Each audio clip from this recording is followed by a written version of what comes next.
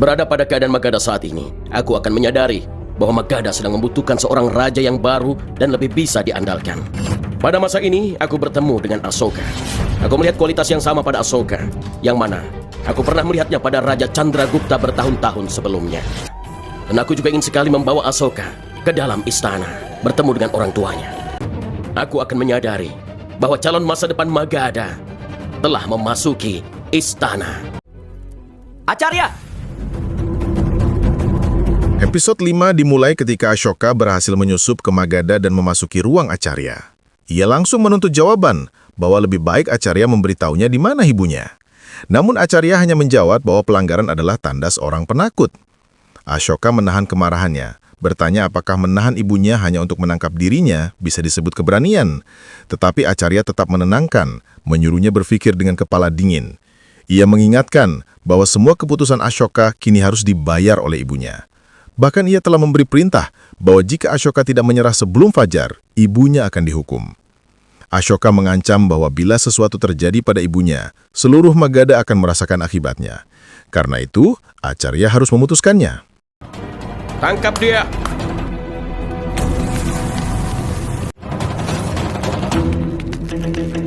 Raja Asoka, kau tidak akan pernah bisa berhasil di dalam hidupmu kecuali kau gunakan kecerdikanmu itu di arah yang benar. Acarya menegaskan bahwa jika Ashoka patuh dan bersikap baik, ibunya tidak akan diapa-apakan. Ashoka bertanya mengapa ia terus mengejarnya dan apa yang sebenarnya ia harapkan darinya. Tetapi Acarya hanya mengatakan bahwa tidak ada yang bisa dicapai sebelum waktunya tepat.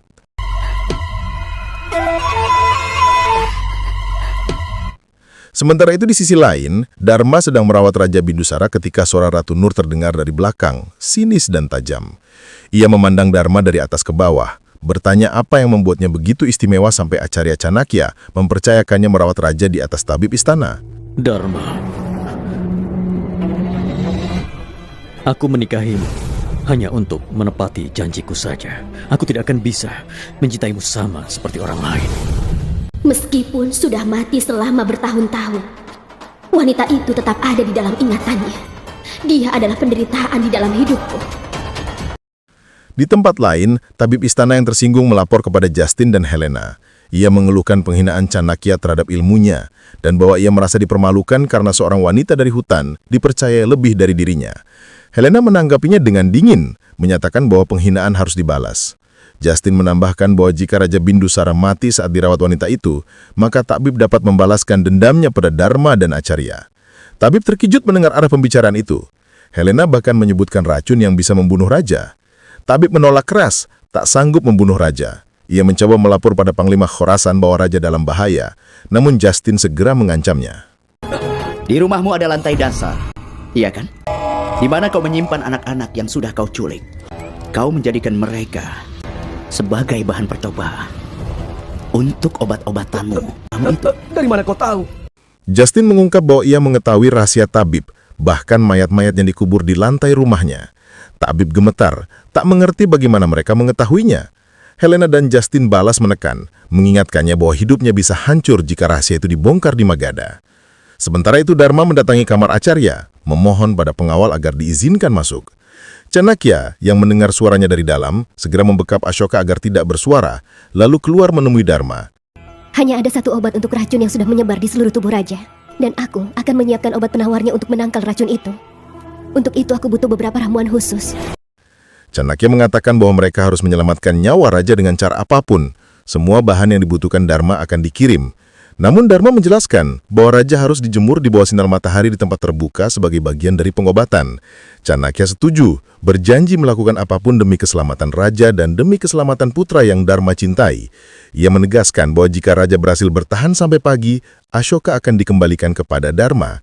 Tetapi Dharma harus ingat bahwa ia bertanggung jawab bukan hanya atas putranya, tetapi juga atas Magadha. Apapun yang aku lakukan ini, kerajaan Magadha tidak akan mengampuniku. Tapi aku sangat yakin akan sesuatu, bahwa putramu adalah masa depannya Magadha. Masa depan yang sangat cerah. Tabib yang dipenuhi dendam dan kini dipengaruhi Helena dan Justin mulai meracik racun bersama prajurit pengkhianat untuk melenyapkan raja. Sementara Dharma menyiapkan obat mengingat ancaman Acharya bahwa keselamatan raja, Magadha dan Ashoka berada di pundaknya. Di sisi lain, Ashoka berjuang melepaskan dirinya dari ikatan. Setelah berhasil, ia mengejek kekuatan tali Magadha yang tak mampu mencegahnya menemui ibunya. Ia segera melarikan diri dan bersembunyi dari kejaran prajurit.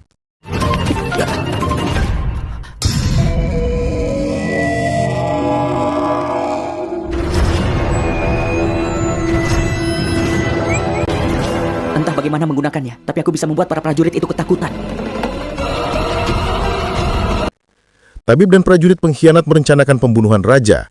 Panah beracun yang mereka siapkan bukan panah biasa, melainkan kecupan kematian. Sementara Ashoka terus bergerak, memanjat pohon untuk bersembunyi. Para prajurit bingung dan ingin melapor pada Acharya bahwa Ashoka lolos, tetapi salah satu menolak karena tahu Acharya pasti menghukum mereka. Mereka memutuskan menangkap Ashoka sebelum fajar.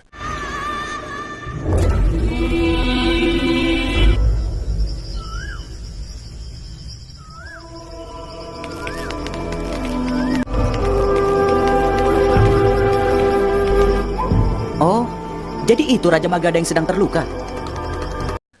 Acharya melakukan persembahan di sungai demi kesembuhan raja, sementara Dharma menjemur raja sebagai bagian dari pengobatan. Dari atas pohon, Ashoka melihat proses itu tanpa menyadari bahwa wanita yang mengobati raja adalah ibunya sendiri.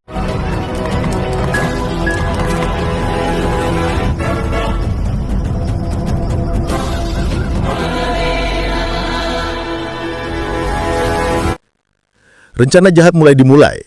Para prajurit pengkhianat mencoba menenggelamkan Chanakya di sungai, sementara raja dipanah dari balik pepohonan.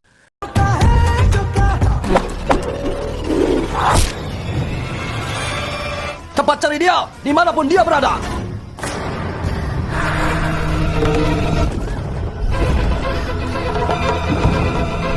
Kau yang menyerang raja! Hei! Ashoka segera mengejar pemanah yang melukai raja. Ashoka menjatuhkan pemanah dengan lemparan batu dan melihat wajahnya sebelum prajurit itu kabur. Namun sebelum ia sempat mengejar lagi, para prajurit menangkap Ashoka dan mengira dialah yang memanah raja.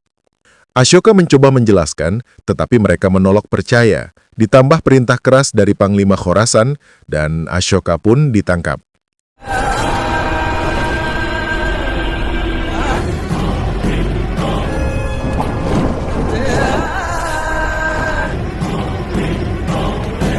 Dharma menyatakan bahwa tubuh raja semakin dingin dan nadinya melemah. Tabib istana pura-pura memeriksa panah dan menemukan racun. Khorasan terkejut mengenalinya sebagai racun oleander. Ia menyimpulkan bahwa ada komplotan yang ingin membunuh raja. Dharma segera bertindak untuk mencegah racun menyebar ke jantung, membuat tabib jahat dan Khorasan terpukul oleh ketangkasannya. Cepat siapkan obat untuk menetralkan racunnya. Ayo cepat, lakukan. Ini bisa saja membunuh, tapi juga bisa melindungi seseorang. Tujuan yang sebenarnya. Percayalah padaku, aku tidak bersalah. Ashoka. Ashoka dibawa menghadap Khorasan, memohon bahwa ia tidak bersalah dan tak memanah siapapun. Dharma, yang harus menyembunyikan identitasnya, hanya bisa menatap sedih ketika Khorasan memerintahkan Ashoka dimasukkan ke penjara. Ashoka berteriak bahwa ia bukan musuh dan tidak bersalah. Dharma mencoba membela bahwa ia melihat orang lain melarikan diri, tetapi Khorasan tak mau mendengar dan memutuskan bahwa keputusan akan diambil pada sidang istana besok. Acharya Chanakya, hanya kau saja yang bisa melindungi Ashoka saat ini. Di mana kau sekarang? Acharya, ya ampun, Acharya! Prajurit pengkhianat melapor pada Helena bahwa Chanakya telah terbunuh di sungai seperti perintahnya. Helena puas, memerintahkan agar upacara kedukaan disiapkan. Ia yakin hari itu Magadha akan menangisi dua legenda.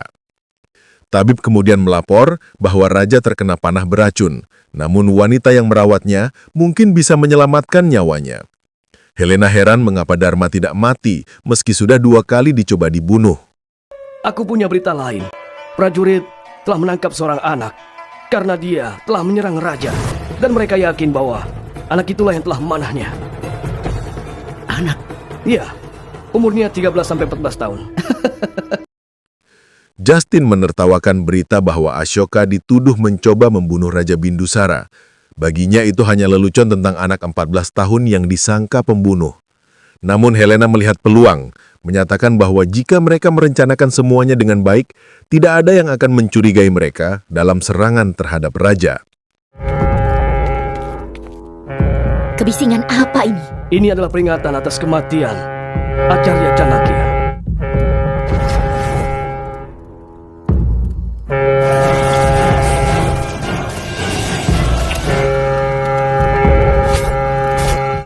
Pendeta muda mengumpulkan para prajurit bertato, mata-mata setia Chanakya. Ia berterima kasih karena mereka datang meski mendadak dan mengabarkan bahwa ini tentang Acarya. Sementara itu, Dharma mendengar laporan prajurit pada Khorasan bahwa Chanakya diduga telah mati. Khorasan menganalisis bahwa ia dan Raja memiliki musuh yang sama. Ia juga yakin Ashoka punya jawaban, sehingga sebelum dihukum mati besok, ia akan mengorek rahasia darinya. Dengar, kau harus berusaha menyelamatkan nyawa Raja. Musuh telah berhasil membunuh Chanakya. Tapi, Raja Bindusara tidak boleh sampai mati. Kau tidak boleh biarkan dia sampai mati. Dharma mendapat kesempatan menemui Ashoka. Ia menjelaskan bahwa obat-obatan tidak mampu menetralkan racun sepenuhnya. Untuk menyelamatkan Raja, ia harus tahu racun apa saja yang ada pada panah dan hanya Ashoka yang melihat penembaknya. Baiklah. Ibu! Kenapa kau memanggil ibumu? Katakan, atas perintah siapa kau menyerang Raja? Sudah kubilang, bukan aku yang memanahnya. Kalian justru membiarkan pelaku sebenarnya lolos. Selama prajuritnya bodoh, tidak akan ada hal baik di Magadha. Ternyata Sementara itu Ashoka terus disiksa, meski ia menegaskan bukan pelaku. Ia mengatakan bahwa ia datang hanya untuk menemui ibunya yang ditahan Acarya. Ia ingin Acarya dibawa untuk menjelaskan semuanya.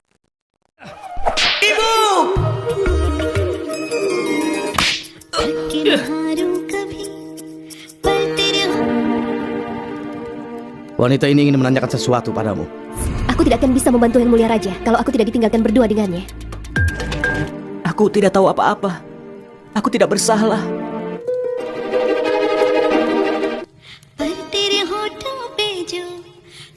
Ibu? Dalam kesedihan, Ashoka meminta maaf pada ibunya karena membuatnya menderita. Ia berjanji akan membawa ibunya pergi dari sana dengan selamat. Dharma terharu dan meminta Ashoka mengingat bahwa di sidang besok, ia harus membela dirinya.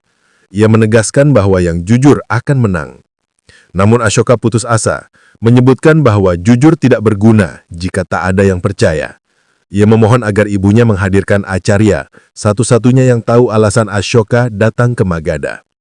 Acarya Chanakya, dia telah dibunuh. Berarti ibu harus katakan pada semua orang bahwa Acarya Chanakya yang telah menahan ibu. Dan aku datang ke sini untuk mencari ibu. Katakan pada mereka bahwa aku ini bukan pembunuh. Katakan juga pada mereka, aku tidak ada hubungannya dengan Raja Bindusara. Sekarang hanya ibu saja yang bisa membuktikan bahwa aku sama sekali tidak bersalah.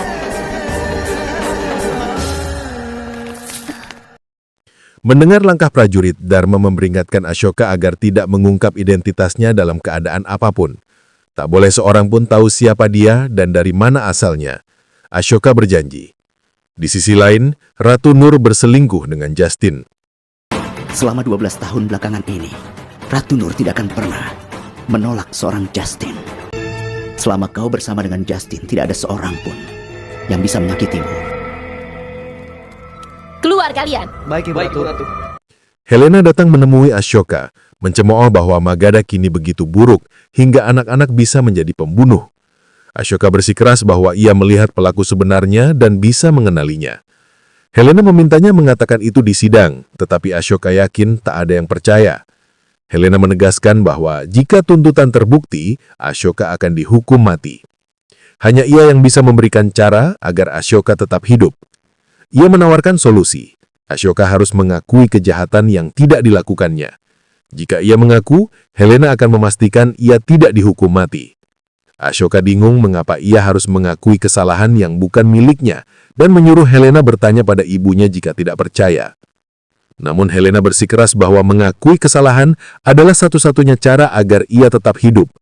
Ia mengingatkan bahwa waktu Ashoka hanya malam itu untuk memutuskan, karena bagaimanapun Ashoka telah dianggap mencoba membunuh Raja Bindusara. Kalau kau tidak percaya padaku, kau bisa tanya pada ibuku.